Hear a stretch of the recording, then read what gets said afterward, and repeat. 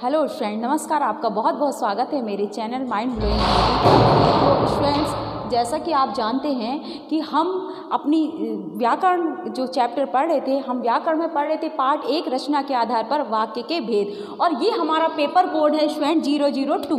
कौन सा paper code की हम बात कर रहे थे? 002 पेपर कोड की हम बात कर रहे हैं। उसमें हमारे व्याकरण में 4 चैप्टर आ रहे हैं। एक रचना के आधार पर वाक्य के भेद, दूसरा वाच्य, पद परिचय और 4th है हमारा रस। तो इस चैप्टर को हम पढ़ रहे थे फ्रेंड्स। तो चैप्टर में हमने पढ़ा था स्टूडेंट, सरल वाक्यों को पढ़ा था रचना के आधार पर, और फिर हमने मिश्र वाक्यों को पढ़ा था और संयुक्त वाक्यों को हमने पढ़ा। ये तीनों वीडियो मैं अपने चैनल पर अपलोड कर चुकी हूँ। अगर आपने नहीं देखी है तो स्टूडेंट आप मेरी वीडियो देख सकते हैं मेरे चैनल पर जाकर। और स्टूडेंट देखिए, आज हम शुरू कर रहे हैं। ये जो मिश्र वाक्य होते हैं उसमें 2 तरह के उपवाक्य होते हैं। मिश्र वाक्यों में 2 तरह के उपवाक्य होते हैं। एक प्रधान उपवाक्य होता है और एक आश्रित उपवाक्य होता है। क्योंकि आपको पता है मिश्र वाक्य 2 उपवाक्यों से मिलकर बनता है। तो उसमें उपवाक्य में एक प्रधान उपवाक्य होता है और दूसरा होता है आश्रित उपवाक्य।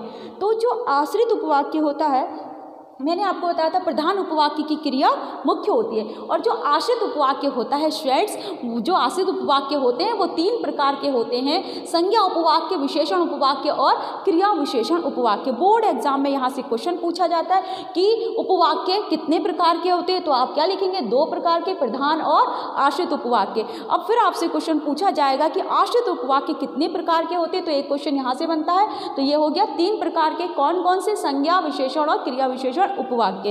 यस स्टूडेंट, अब हम जान लेते हैं कि हम ये जो आश्रित उपवाक्य हैं, ये जो 3 तरह के हैं, यहाँ से बहुत ढेर सारे क्वेश्चन स्टूडेंट पूछे जाते हैं। और मैं चाहती हूँ कि आप मेरी वीडियो के माध्यम से पढ़ें और 100% स्कोर करें और मुझे कमेंट करें। तो स्टूडेंट देखिए, अब क्या है यहाँ से, जो संज्ञा उपवाक्य है, ये उपवाक्य कौन से उपवाक्य होते हैं, आश्रित उपवाक्य का कौन सा भेद होता है। तो इस तरह से आपसे क्वेश्चन पूछा जाएगा कि आश्रित उपवाक्य में ये उपवाक्य का कौन सा भेद है, तो आपसे पूछा जाएगा। तो आप यहाँ से अगर आपने पढ़ा होगा तो आप सीधे अपना आंसर पिक कर सकते हैं और फुल मार्क्स अपने ला सकते हैं। तो संज्ञा उपवाक्य जो स्टूडेंट होते हैं उनकी पहचान क्या है? संज्ञा उपवाक्य ये कैसे उपवाक्य होते हैं? ये उपवाक्य प्रधान उपवाक्य की किसी संज्ञा पदबंध के स्थान पर आते हैं, संज्ञा के स्थान पर आते हैं ये उपवाक्य। जिस तरह से आपने संज्ञा सर्वनाम पढ़े थे वैसे ही है, ज़्यादा बड़ा कुछ नहीं है इसमें। बस आप लोग मान लेते हैं कि हम 10th में पढ़ रहे हैं, तो ऐसा बिल्कुल नहीं मानना, बहुत आसानी से आपको समझ में आ जाएगा।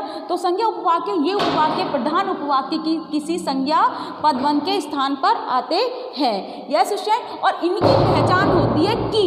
इनकी पहचान क्या होती है स्टूडेंट? की होती है, यानी कि की के बाद में जो उपवाक्य शुरू होगा वो संज्ञा उपवाक्य होगा स्टूडेंट। इसके अलावा स्टूडेंट एक चीज़ और भी है, एक चीज़ और है कि कहीं कहीं क्या होता है कि संज्ञा उपवाक्य में की नहीं होता। तो जैसे एक वाक्य में लिख देती हूँ उपवाक्य, तुम नहीं आओगे, तुम नहीं आओगे, मैं जानता हूँ या मैं जानती हूँ, मैं जानता हूँ। जैसे एक उपवाक्य हमने लिख दिया, थोड़ा राइटिंग गंदी है स्टूडेंट, कोई बात नहीं। तो मैं चाह रही हूँ कि वीडियो भी ज़्यादा लंबी ना बने और आपका टाइम भी बचे और आप सीख भी जाएँ, तो इसलिए मैं थोड़ा फास्ट मेरी स्पीड है स्टूडेंट। अगर आपको मेरी स्पीड पसंद नहीं आ रही तो आप मुझे कॉमेंट के थ्रू बताएंगे।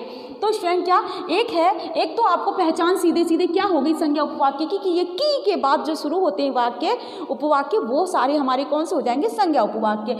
इसके अलावा ऐसे भी हो जाता है, कुछ इस तरह के भी उपवाक्य आपको देखने को मिल सकते हैं कि तुम नहीं आओगे, मैं जानता हूँ या मैं जानती हूँ। तो यहाँ पे देखिए, तुम नहीं आओगे, मैं जानता हूँ, ठीक है। तो ये क्या हो गया? ये भी तो संज्ञा और सर्वनाम की बात हो रही है। तो बस यहाँ इस तरह के वाक्य में जहाँ पर की ना भी दिखे, और इस तरह के वाक्य हो जिनमें पहले पद में भी, यानी कि प्रधान वाक्य में भी, उपवाक्य में भी और आश्रित में भी, दोनों में संज्ञा और सर्वनाम की बात हो, तो आप या तो संज्ञा शब्द होंगे या सर्वनाम शब्द होंगे, तो आप आसानी से उसको पहचान सकते हैं। लेकिन ज़्यादातर प्रायः अधिकतर क्या होता है? की से शुरू होते हैं। तो ये इसकी पहचान हो गई। नेक्स्ट आ जाते हैं स्टूडेंट विशेषण उपवाक्य पर। अब विशेषण के बारे में आपने पढ़ा था कि विशेषण क्या होते हैं? संज्ञा या सर्वनाम की विशेषता बताती है। तो विशेषण उपवाक्य क्या करते हैं? प्रधान उपवाक्य की किसी संज्ञा की विशेषता बताते हैं। तो यहाँ पर भी उनका वही काम है, लेकिन वहाँ केवल शब्द की बात होती है जब हम ग्रामर में विशेषण चैप्टर पढ़ते हैं। लेकिन यहाँ पे केवल शब्द की बात हो रही, वो पूरे उपवाक्य की पदबंध की बात हो रही है। पदबंध यानी कि जो जहाँ पर जिस वाक्य में पदों का समूह होता है, उसे क्या कहते हैं? पदबंध। तो विशेषण उपवाक्य की कौन से होते हैं? प्रधान उपवाक्य की संज्ञा की विशेषता बताते हैं, वो विशेषण होते हैं। अब इनकी पहचान क्या होती है स्टूडेंट? पहचान कैसे सकते हैं? इनको पहचानने का बहुत अच्छा तरीका मैंने आपको यहाँ दिया, चाहे तो आप अपनी कॉपी में नोट कर सकते हैं और चाहे तो आप इसको स्क्रीनशॉट लेकर आप उसका फ़ायदा उठा सकते हैं। तो देखिए क्या पहचान है इनकी, कहाँ से शुरू होते हैं, ये किन शब्दों के बाद शुरू होते हैं? जिसने, जिसे, जिससे, जिनको, जिनके लिए आदि, ऐसे कुछ और भी हो सकते। अधिकतर इन्हीं शब्दों से ये जो विशेषण उपवाक्य हैं वो शुरू होते हैं। यानी कि जैसे मैं एक एग्जाम्पल बताऊं कि यह वही लड़का है जिसने कल चोरी की, तो जिसने और कल चोरी की, ये क्या हो जाएगा? जिसने कल चोरी की, वो क्या हो जाएगा? विशेषण पदबंध। यानी कि उस लड़के की पहचान हो गई, ये चोरी करने वाला लड़का है। यस स्टूडेंट, थोड़ा सा फनी है पर कोई बात नहीं, हमें सीखना है। तो यह वही लड़का है जिसने कल चोरी की, है ना। यह वही पेन है जिसे मैंने कल खरीदा, तो जिसे के बाद में मैंने कल खरीदा, ये क्या हो जाएगा? आश्रित उपवाक्य हो गया। आपको दो फायदे हो रहे हैं इससे कि आपको आश्रित उपवाक्य भी पता चल रहे हैं और आपको उपवाक्य के, आश्रित उपवाक्य के जो भेद है उनकी पहचान भी पता चल रही है। तो विशेषण उपवाक्य कहाँ से शुरू होते हैं? जिसने, जिसे, जिससे, जिनको, जिनके लिए। Yes student, right. नेक्स्ट आगे बढ़ते हैं हम, क्रिया विशेषण उपवाक्य। तो आश्रित उपवाक्य का एक भेद कौन सा है? यहाँ पे मैंने तीनों भी लिख दिए हैं। क्रिया विशेषण उपवाक्य। क्रिया विशेषण उपवाक्य आपने क्रिया का चैप्टर पढ़ा, क्रिया विशेषण उपवाक्य आपने, क्रिया विशेषण आपने चैप्टर पढ़ा होगा। कहाँ? जब आपने अभिकारी शब्द पढ़े होंगे, तो अभिकारी शब्द की ही यहाँ पे बात हो रही है। तो क्रिया विशेषण क्या होते हैं? प्रधान उपवाक्य की क्रिया की विशेषता बताते हैं। जो प्रधान उपवाक्य में जो क्रिया होगी उसकी विशेषता बताएंगे। और विशेषण उपवाक्य क्या करेंगे? प्रधान उपवाक्य में जो संज्ञा या सर्वनाम शब्द आया है उसकी विशेषता बताएंगे। तो यह स्टूडेंट बिल्कुल आसान है। क्रिया विशेषण क्रिया की विशेषता बताते हैं और विशेषण उपवाक्य प्रधान उपवाक्य में जो संज्ञा शब्द आता है उसकी विशेषता बताते हैं स्टूडेंट।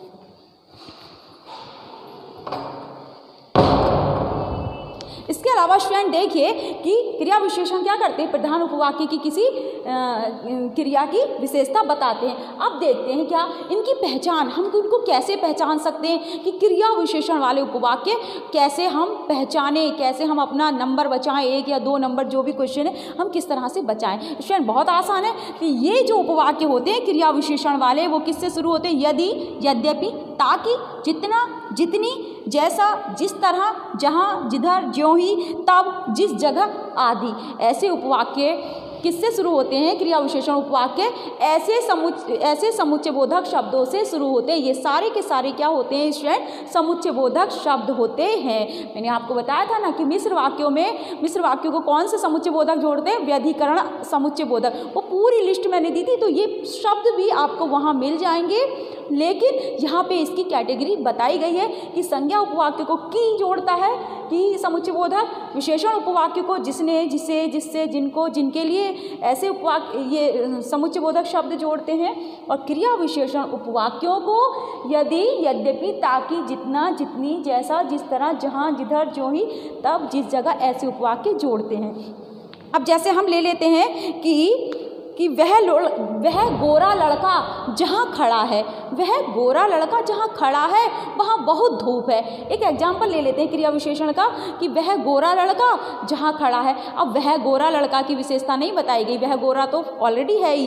गोरा लड़का जहाँ खड़ा है, वो खड़ा है क्या? क्रिया, उसकी विशेषता बताई गई कि उस जगह की, उस जगह बहुत धूप है, तो जगह की विशेषता बताई गई। स्टूडेंट मैं जल्दी से आपको एक चीज़ और बताना चाहती हूँ यहाँ पे कि देखिए जो क्रिया विशेषण शब्द होते हैं वो 4 प्रकार के होते हैं। क्रिया विशेषण शब्द कितने प्रकार के होते हैं? ये क्रिया विशेषण जो शब्द होते हैं वो 4 प्रकार के होते हैं। मैं यहाँ पे शॉर्ट में लिख रही हूँ, ये क्रिया विशेषण शब्द 4 प्रकार के होते हैं स्टूडेंट। एक तो इसमें होते हैं रीतिवाचक, ठीक है, रीतिवाचक, एक कालवाचक और स्थानवाचक, और होते हैं परिमाणवाचक। क्या होते हैं?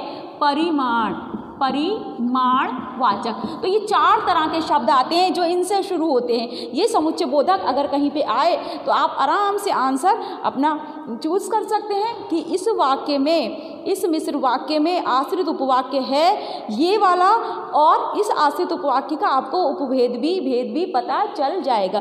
तो स्टूडेंट्स आज के लिए इतना ही।